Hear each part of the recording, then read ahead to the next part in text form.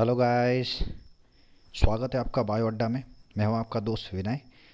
Last time हमने health and diseases पे discussion शुरू किया था, तो हेल्थ एंड डिसीजेस का इंट्रोडक्टरी पार्ट और कुछ डिसीजेस पे हमने डिस्कशन किया था। इस बार उसके आगे का हम शुरू करेंगे। तो पार्ट टू में हम उसके आगे देखेंगे मलेरिया, प्रोटोजोन डिसीज। ये होगा प्लाज्मोडियम स्पीशीज से। मलेरिया स्पेशली क्या होगा, प्लाज्मोडियम स्पेसिस से ये फॉर्म होगा। अब प्लाज्मोडियम तीन तरह के स्पेसिस फॉर्म, यानी तीन तरह के स्पेसिस मिलेंगे, जैसे कि प्लाज्मोडियम वाइवैक्स, प्लाज्मोडियम मलेरी और प्लाज्मोडियम फैल्सिपेरम। ये तीनों मलेरिया फॉर्म करने में रिस्पॉन्सिबल रहेंगे। इनमें से सबसे खतरनाक जो स्पीसीज रहेगा वो होगा प्लाज्मोडियम फैल्सिपेरम। ये डेथ भी करवा सकता है, सीरियस कंडीशन और डेथ इसके बाद हो सकता है। प्लाज्मोडियम फैल्सिपेरम मोस्टली ये अफ्रीका में ज़्यादा मिलेगा, प्लाज्मोडियम फैल्सिपेरम। अगर इसका हम साइकिल देखेंगे तो देखिए यहाँ पे मच्छर, ठीक है, एक मच्छर, एक मॉस्किटो अगर काट लिया आदमी, तो अगर इस मॉस्किटो ने किसी मलेरिया पेशेंट्स को काटा होगा, तो ये मॉस्किटो किसी नॉर्मल आदमी को काटेगा तो क्या करेगा, उसमें जो स्पोरोसाइट्स है, मतलब पैरासाइट्स है, वो पैरासाइट्स उसके ब्लड से क्या होंगे, आदमी के ब्लड में आएंगे। ये स्पोरोसाइट्स कहाँ जाएंगे, पहले लीवर में जाएंगे। अब लीवर में जाएंगे, कोई भी हम ड्रग्स अगर हमारे बॉडी में कोई भी एंट्री करता है तो पहले वो लीवर में ही जाएगा। ब्लड में अगर कोई एंट्री करेगा, सलाइन हो या कोई भी हो, तो वो कहाँ जाएगा, पहले लीवर में जाएगा और लीवर थ्रू पूरे बॉडी में शिफ्ट होगा। तो पहले ये स्पोरोसाइट्स क्या क्या होंगे, कहाँ जाएंगे, लीवर में जाएंगे। अब लीवर में जाएंगे तो लीवर सेल्स में ये स्पोरोसाइट्स क्या होंगे, असेक्सुअली रिप्रोड्यूस होंगे, यानी ये वाला, ये क्या होंगे, असेक्सुअली रिप्रोड्यूस होंगे। जैसे असेक्सुअली रिप्रोड्यूस होंगे, ये सेल को ब्लास्ट करके बाहर आएंगे, दूसरे लीवर सेल्स को ये इन्फेक्ट करेंगे, वहाँ भी असेक्सुअली डेवलप करेंगे। तो ऐसे करते करते ये कहाँ आएंगे, ब्लड स्ट्रीम में आएंगे। ये कहाँ आएंगे, ब्लड स्ट्रीम में ये आएंगे। अब ब्लड स्ट्रीम में आएंगे तो ब्लड सेल्स में भी ये इनकॉर्पोरेट होगी, इसमें भी असेक्सुअली रिप्रोड्यूस होगी। अब ब्लड सेल में जब ये असेक्सुअली रिप्रोड्यूस होगी तो ब्लड सेल को ये ब्लास्ट करके बाहर आएंगे, यानी रप्चर करके ये बाहर आएंगे। जैसे ही आरबीसीज रप्चर होके, रप्चर्ड आरबीसीज हीमोजॉइन ये सब्सटेंस सिक्रेट करेंगे। रप्चर्ड आरबीसीज हीमोजॉइन ये सब्सटेंस सिक्रेट करेंगे। वो सब्सटेंस फीवर फॉर्म करेगा बॉडी में। ध्यान में रखना, हीमोजॉइन ये सब्सटेंस कौन सिक्रेट करेगा, रप्चर्ड आरबीसीज।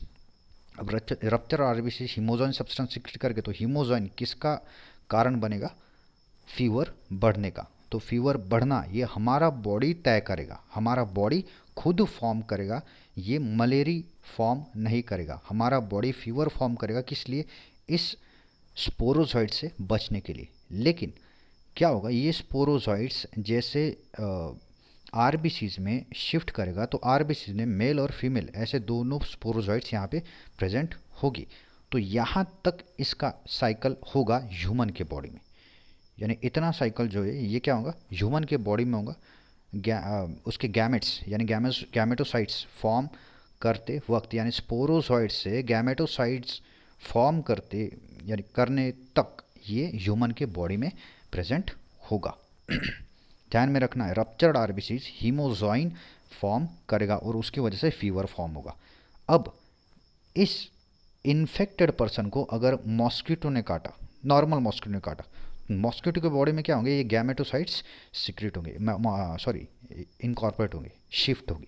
मॉस्किटो के बॉडी में गैमेटोसाइट्स शिफ्ट होंगे, तो गैमेटोसाइट्स क्या होंगे, उसके बॉडी में फर्टिलाइज होंगे तो ये क्या फॉर्म करेगा, स्पोरोजॉइड्स फॉर्म करेगा, स्पेशली मॉस्किटो के सलाइवरी ग्लैंड में।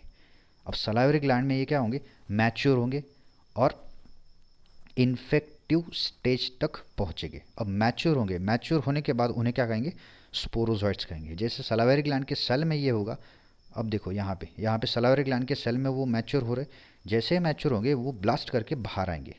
जैसे ये मॉस्किटो किसी नॉर्मल पर्सन को काटेगा तो ये स्पोरोजॉइड्स फिर से क्या होंगे, उस नॉर्मल पर्सन के बॉडी में जाएंगे, लीवर में जाएंगे, ऐसा ये साइकिल शिफ्ट होता रहेगा। यानी ये जो साइकिल है, ये साइकिल दो होस्ट फॉर्म करेगा, एक तो ह्यूमन होस्ट, दूसरा मॉस्किटो होस्ट।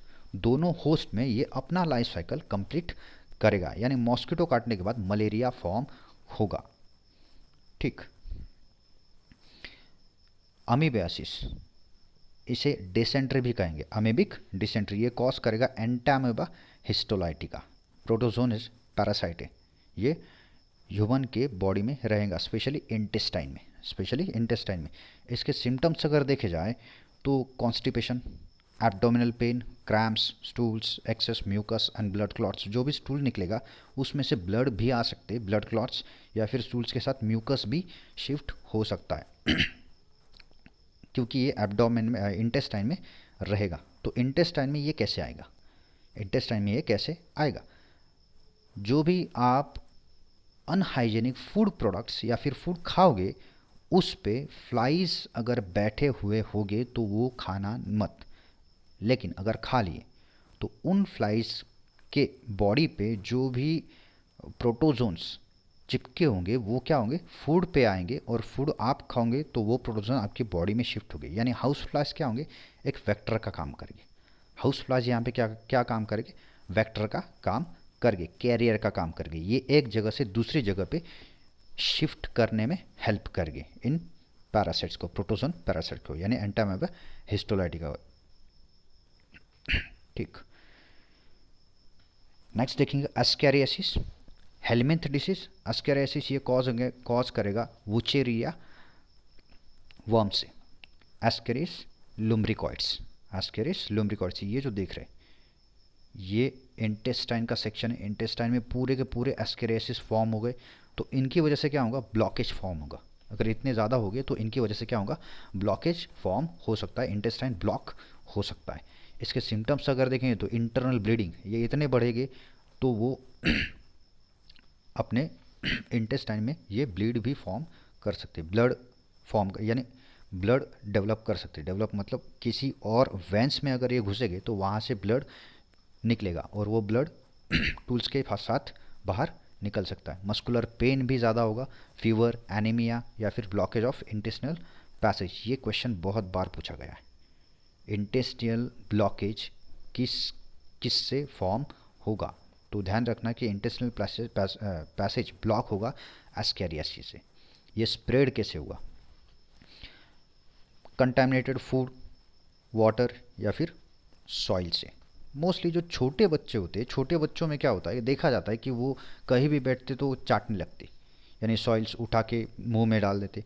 तो उनके साथ, सॉइल के साथ एस्केरिस की एग भी उनके पेट में जा सकते। अब पेट में गए तो इंटेस्टाइन में ये क्या हो गए, इंटेस्टाइन में डेवलप हो गए और वर्म्स फॉर्म हो गए उन एग्स के। तो वर्म्स जैसे जैसे उस बच्चे का न्यूट्रिएंट लेना शुरू करके ये बड़े होते जाएंगे। मोस्टली बच्चों के पेट में वर्म्स बहुत ज़्यादा होते, यही एक कारण होता है। कभी कभी टूल्स के साथ वर्म्स बाहर भी आते, बाहर आने के बाद थोड़े मूवमेंट करते और मर जाते क्योंकि ससेप्टिबल इन्वायरमेंट उनको नहीं मिलता, इसलिए उनका ससेप्टिबल इन्वायरमेंट कहाँ होगा, पेट के अंदर होगा। ठीक। और ये पर्सन में भी हो सकते, बड़े पर्सन में। और ये जो दिखाया है ये यहाँ पे ये कैमरा है, एंडोस्कोपी करते वक्त ये कैमरा अंदर डाला गया था, तो अंदर ये एस्कैरियासिस यहाँ पे दिखाई दिया। यानी ये वर्म्स जो है ये यहाँ पे दिखाई गया था। ठीक। नेक्स्ट अगर देखें तो एलेफेंटासिस, ये भी वर्म डिसीज होगा। तो वुचेरिया ब्रोंकोफ्टी या फिर वुचेरिया मलई, इनसे ये होगा। इसके अगर सिम्टम्स देखेंगे तो ये जो लिम्फॉइड सिस्टम हो गई, लिम्फैटिक वेसल्स, उनको ये सूजन देगा, यानी बल्जीनेस फॉर्म करेगा, स्वेलिनेस फॉर्म करेगा। अब मोस्टली जहाँ पे ग्रेविटी ज़्यादा होगा, ग्रेविटी से रिलेटेड क्या होगा, अपने पैरों में ये सबसे ज़्यादा फॉर्म होगा। पैरों से ऊपर आते आते ये वजाइनल ऑर्गन्स या फिर रिप्रोडक्टिव ऑर्गन्स जो होंगे वहाँ पे भी ये डेवलप हो सकता है। यानी एलिफेंट जैसा पैर इसमें फॉर्म होगा, इसलिए इसे क्या कहेंगे, एलेफेंटासिस। ये स्प्रेड होगा मॉस्किटो से, फीमेल मॉस्किटो से। अब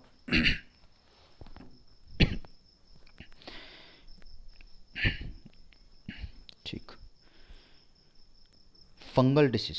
अब फंगल डिसीज किससे फॉर्म होगा? माइक्रोस्पोरम, यानी ये माइक्रोस्पोरम या फिर ट्राइकोफाइटोन या फिर इपीडर्मोफाइटोन, ये सारे फंगस है, ये सारे फंगस है। ये फंगस क्या होंगे? बॉडी पे डेवलप होंगे। कहाँ डेवलप होंगे? जहाँ पे उनको ह्यूमिडिटी मिलेगा, जहाँ पे उनको थोड़ी सी वाटर कंटेंट मिलेगा। अब वाटर कंटेंट मोस्टली तो ये कहाँ यानी किस सीज़न में डेवलप होंगे? समर सीज़न में। क्यों? क्योंकि स्वेटिनेस होगा अपने बॉडी पे, तो स्वेटिनेस इनको फेवरेबल एनवायरनमेंट देगा। तो इनके सिम्टम्स क्या होंगे? मोस्टली ये एसिड पैचेस आएंगे बॉडी पे, ड्राई पैचेस होंगे, स्केली लेजन होगा बॉडी के डिफरेंट पार्ट्स में, नेल्स और स्काल्प इनमें भी ये हो सकता है, नेल्स के अंदर भी ये शिफ्ट हो सकते। जहाँ पे हीट और मॉइस्चर होगा वहाँ पे ये फंगस ग्रो होगा।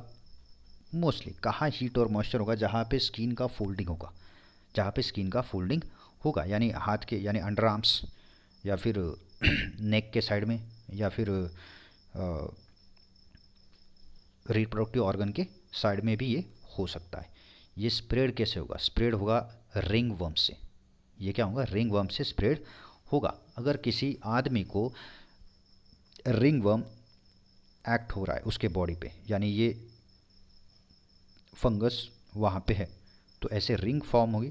अगर उस आदमी ने जो भी चीज़ें यूज़ की और वो चीज़ें किसी नॉर्मल आदमी ने यूज़ किया, तो ये फंगस उसके बॉडी पे भी डेवलप हो सकता है।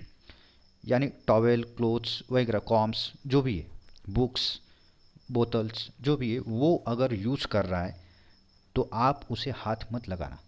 नहीं तो क्या होगा कि ये स्प्रेड होना शुरू करेगा, यानी नॉर्मल आदमी की तरफ ये शिफ्ट हो सकता है। मैक्सिमम ये इतना भी हो सकता है, यानी अगर ये प्रिकॉशन ना लेने का नतीजा हो सकता है। अगर इतना है छोटा सा, तो आप मेडिकेशन लोगे तो ये निकल भी जाएगा। ठीक, अब मेजर्स क्या लोगे? मेजर मतलब आप खुद को बचाने के लिए इससे क्या करोगे? पहले तो पर्सनल हाइजीन लोगे, यानी जितने भी हमने डिसीज़ देखे उनमें उनमें क्या करोगे? आप पर्सनल हाइजीन लोगे, मतलब बॉडी क्लीन करोगे, हर रोज़ नहाओगे। ठीक है, जो भी ड्रिंकिंग वाटर होगा वो अनकंटामिनेटेड पियोगे, यानी प्योर वाटर पियोगे। खाना अच्छा खाओगे, घर में बना हुआ, वेजिटेबल्स धो के खाओगे, फ्रूट्स भी धो के खाओगे।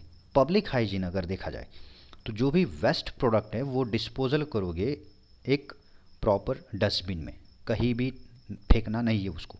वेस्ट प्रोडक्ट डस्टबिन में डालोगे, या फिर एक्सट्रीटा जो भी आप बॉडी से नाइट्रोजन वेस्ट डालोगे वो उसी जगह पे जाना चाहिए जहाँ पे उसको होना चाहिए। ठीक। अब जो भी रिजर्वायर्स होंगे, यानी जहाँ पे वाटर कंटेंट सैचुरेट होगा, उसको क्या करना है? क्लीन करना है, उसको क्लीन करना है। जैसे कि पूल्स, टैंक्स, ऊपर के जो टैंक्स होते घर के ऊपर, वो भी क्या करना है? पीरियडिकली साफ करना है उनको। तो ये सारे कंटेंट जो है ये पब्लिक हाइजीनिसिटी में आएंगे, यानी एक पर्सन से रिलेट नहीं करेगा, ये पूरे कम्युनिटी से रिलेट करेगा। अगर एयरबॉर्न डिसीज है तो मेजर्स क्या लोगे आप? क्या इनसे कैसे बचोगे? तो जो भी इन्फेक्टेड पर्सन है उससे कांटेक्ट नहीं रखना है। कांटेक्ट नहीं रखना है मतलब दूर से बात करना है।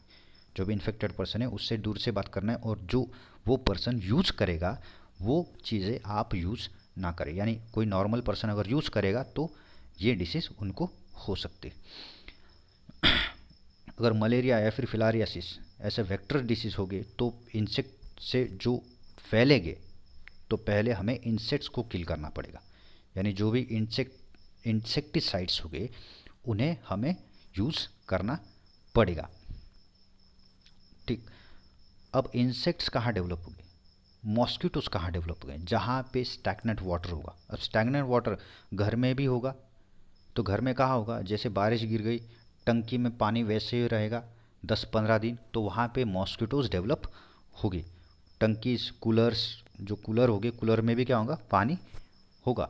तो ये मॉस्किटोज वहाँ पे डेवलप ना हो, इसलिए हम क्या करेंगे? वो पानी का कंटेंट पूरा का पूरा बाहर निकाल देंगे। या फिर गैम्बूसा फिश, ये फिश हम वहाँ पे रेयर करेंगे। ये फिश किस पे जिएगा? मॉस्किटो के लार्वा पे ये जिएगा। या फिर इंसेक्टिसाइड हम स्प्रेड कर सकते कोई भी डैम स्पेसिस पे हम इंसेक्टिसाइड स्प्रेड कर सकते हैं। और पर्सनल अगर हाइजीन देखा जाए तो नेट यूज़ करो, बेस्ट वे। जो मॉस्किटो नेट आता है मार्केट में वो यूज़ करो, ये बेहतर रहेगा। ठीक। मोस्टली ये एडिस मॉस्किटो को रोकने के लिए ये हो गए। एडिस मॉस्किटो क्या करेगा, जैसे डेंगू चिकनगुनिया ये जो डिसीज़ है ये फैलाएगा एडिस मॉस्किटो। अब इससे बचने के लिए हम क्या करेंगे, यानी जो वायरल बैक्टीरियल डिसीज़ है इनसे बचने के लिए हम क्या करेंगे, हम हमारा इम्यूनिटी लेवल बढ़ाएंगे। तो कैसे बढ़ाएंगे, इम्यूनाइजेशन करके, वैक्सीन्स लेके। छोटा बच्चा होता है उसमें स्टेप बाय स्टेप्स वैक्सीन्स दिए जाते हैं। तो वो वैक्सीन्स क्यों दिए जाते हैं, क्योंकि आगे के एनवायरनमेंट में वो ज़िंदा रह सके, हेल्दी रह सके। तो वही वैक्सीनेशन हम देखेंगे नेक्स्ट लेक्चर में। अगर इसमें कोई प्रॉब्लम होगा तो आप कमेंट कीजिए। पूरे वीडियोस देखने के लिए इस लिंक पे आप जा सकते हो, बायोडा के इस लिंक पे आप जा सकते हो, विजिट कर सकते हो और सब्सक्राइब करना ना भूलिए। Thank you.